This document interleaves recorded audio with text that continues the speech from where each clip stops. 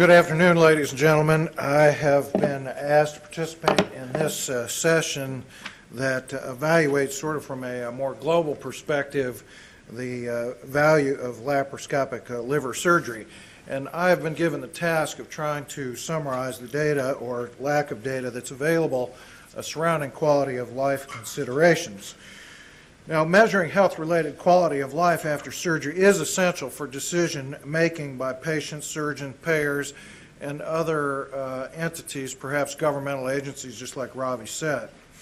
The question which is of import here is are there entities, hepatic entities that require surgery in which the outcome after laparoscopic surgery results in better quality of life than after open surgery? I think that's the most relevant question.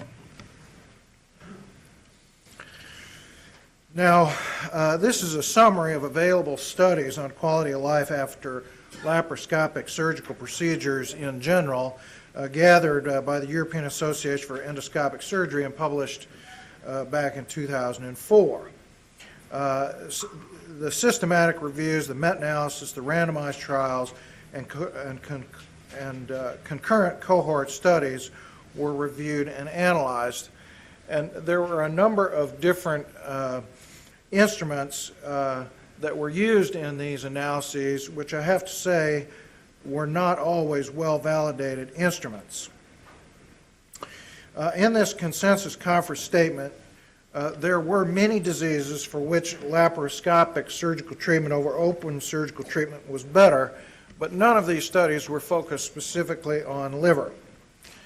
And so therein lies one of the problems, because in the ensuing 4 years since that publication, I don't think there is any randomized controlled trial looking at laparoscopic liver surgery versus open surgery. There are data on quality of life outcomes in patients who undergo open hepatectomy. The literature is divided into two, or can be divided into two groups: patients who undergo resection for malignancy and those who undergo resection in the setting of living liver donation.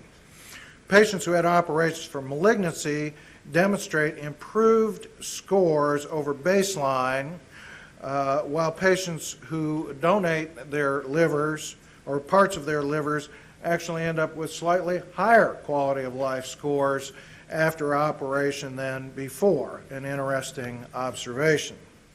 I would like to point out that the types of instruments that are used in these two major areas, malignancy versus organ donation, are different instruments. We'll get into that in just a second here.